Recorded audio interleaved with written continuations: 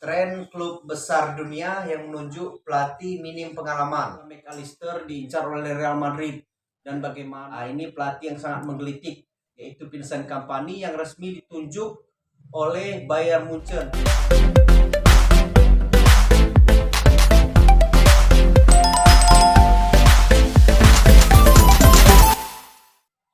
Salam sehat untuk para legenda penonton sepak bola. Anak cerita dikit lagi nih. Bahas apa kita hari ini, Bang? Kita bahas tren klub besar dunia yang menunjuk pelatih minim pengalaman. Hari ini kita akan bahas 3 pelatih minim pengalaman yang ditunjuk menjadi menakodai tim besar Eropa. Salah satunya yang mau kita bahas satu-satu dulu. Yang pertama yang mau saya bahas ini adalah Enzo Maresca. Pelatih yang ditunjuk Ted Boehly untuk melatih Chelsea dengan kontrak 5 tahun. Saya yang mau meneliti ini kontrak 5 tahun. Takutnya seperti waktu pertama MU mengontrak David Moyes dengan kontrak 5 tahun, ternyata hanya berjalan setengah musim dan David Moyes langsung dipecat. Takutnya seperti itu. Tapi kita tidak tahu Enzo Maresca ini karena asisten Guardiola yang paling diburu di Eropa. Jadi kita tidak tahu dengan gaya main, dengan dia membawa Leicester menjuarai Championship, mungkin Ted Boehly menganggap Maresca adalah sosok yang paling pas untuk menakodai Chelsea. Terus juga saya juga berpikir Ted Boehly ini adalah pemilik klub yang memang sangat tidak mengerti sepak bola, karena sangat banyak pelatih-pelatih yang bisa ditunjuk untuk menakodai Chelsea, tapi dia berinisiatif untuk Enzo Maresca untuk menakodai Chelsea dengan kontrak yang sangat panjang, yaitu 5 tahun. Kontrak seorang pelatih di kontrak 5 tahun itu termasuk sangat panjang. Seperti Mauricio Pochettino tahun kemarin dikontrak 3 tahun, tapi ternyata 1 tahun sudah diberhentikan. Karena untuk sebuah tim, untuk membuat tim menjadi tim yang besar, tidak bisa memberikan kesempatan hanya 1 tahun. Karena Ted Boehly ini ya hampir mirip dengan Nasser El-Khelaifi, pemilik Paris Saint-Germain, yang sangat tidak sabar karena dia sangat bertangan besi dengan murah sekali memecat pelatih. Jadi mau kita bahas bagaimana kinerja Enzo Maresca, apa yang harus dibenahi Enzo Maresca di Chelsea. Chelsea ini mungkin yang harus dibenahi adalah penyerang tengah. Mungkin Nico Jackson tidak begitu bagus untuk Chelsea. Jadi pastinya Enzo Maresca akan mendatang seorang penyerang. Jadi yang digadang-gadang mungkin striker dari Girona, Dordbik, yang jadi top skor La Liga LPCC tahun ini, itu yang digadang-gadang yang akan direkrut oleh Enzo Maresca.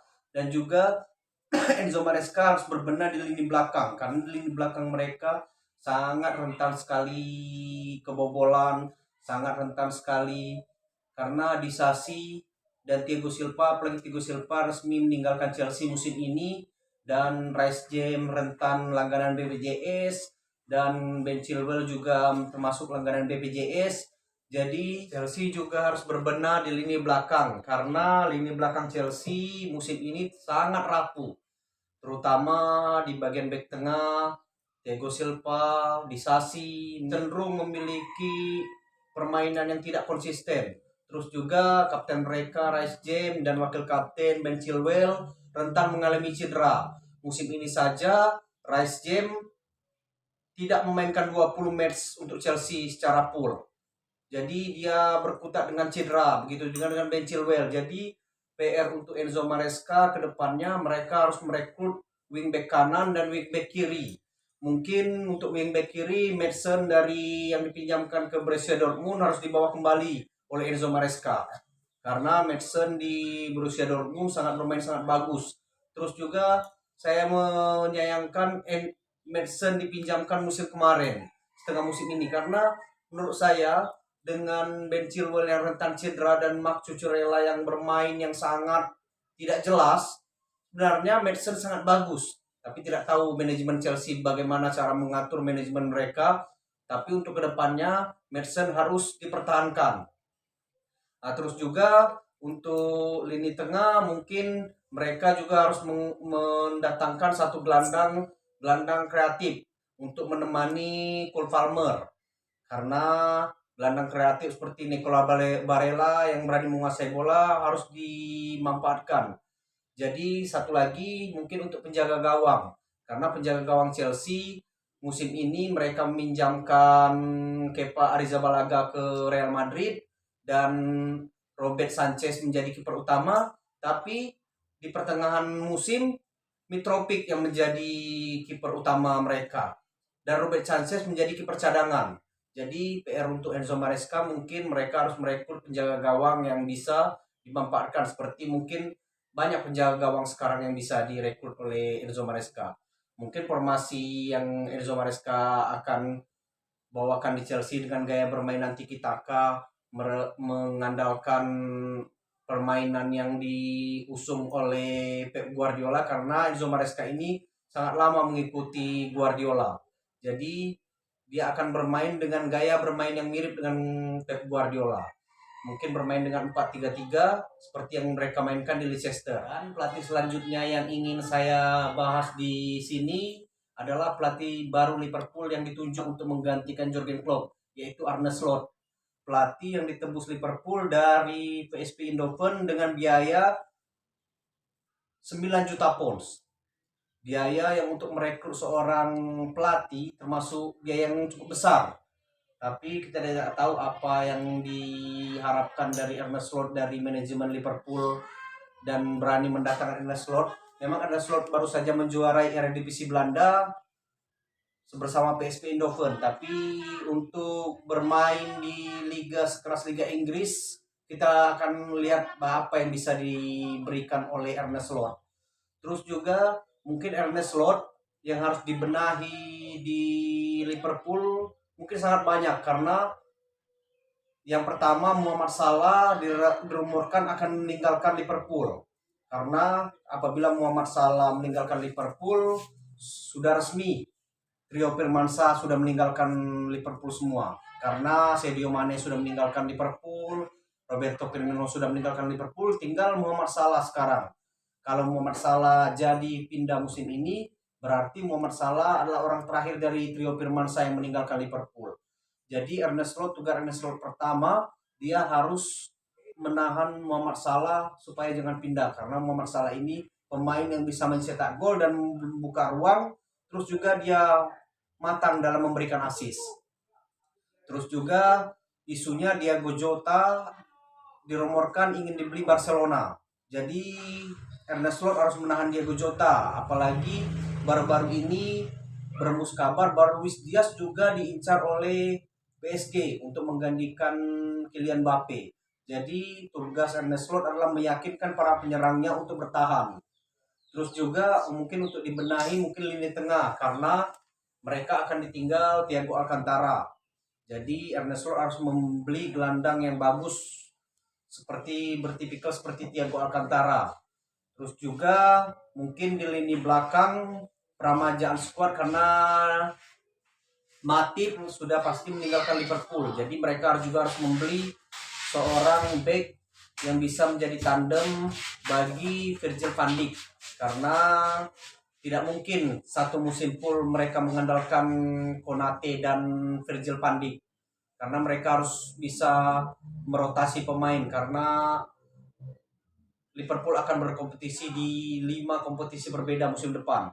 Nah, jadi PR dari Arne Slot mungkin mempertahankan lini depan supaya utuh, supaya jangan ada pemain yang pindah, terus membeli satu gelandang dan membeli satu back tengah baru, karena warisan dari Jurgen Klopp ini sangat bagus materi pemainnya. Arnold, sudah ada Bradley dari akademi, jadi sangat bagus baratnya manajemen. Tidak banyak mungkin tugas Arne Slot, tapi tugas Arne Slot mungkin meyakinkan pemain bahwa dia memang pelatih yang bagus. Mungkin itu karena dia melanjutkan jejak dari Jurgen Klopp. Jadi mungkin formasi yang akan dipakai oleh Arne Slot mungkin tetap dia akan memainkan 4-3-3 dengan mengandalkan Salah, Jota, dan Diaz.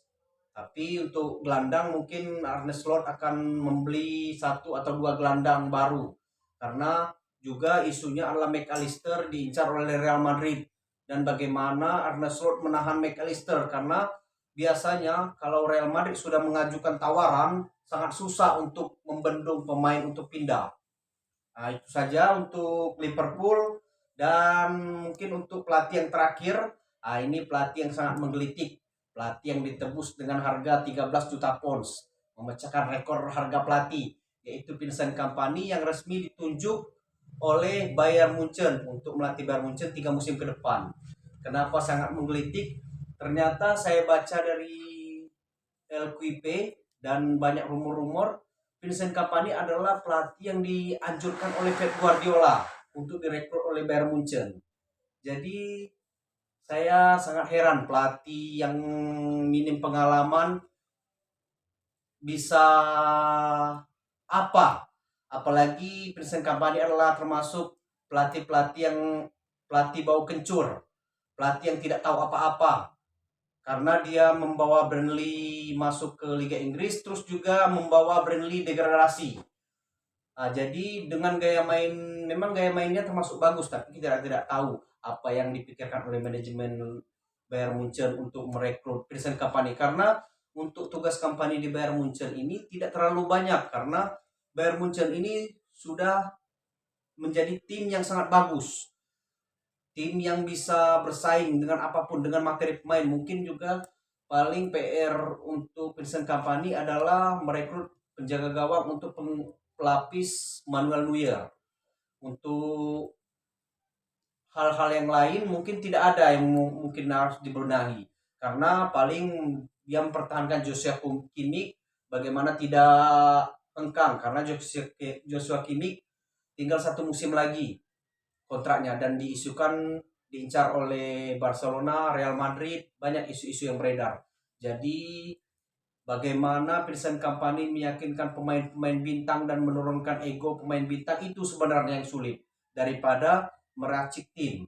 Karena mungkin di Burnley dan di Anderlecht, di klub lamanya Vincent Kompany, dia tidak, nama besar Kompany bisa mendongkrak pemain, menakut-nakuti pemain. Tapi sekarang nama besar pemain Bayern lebih besar daripada Vincent Kompany.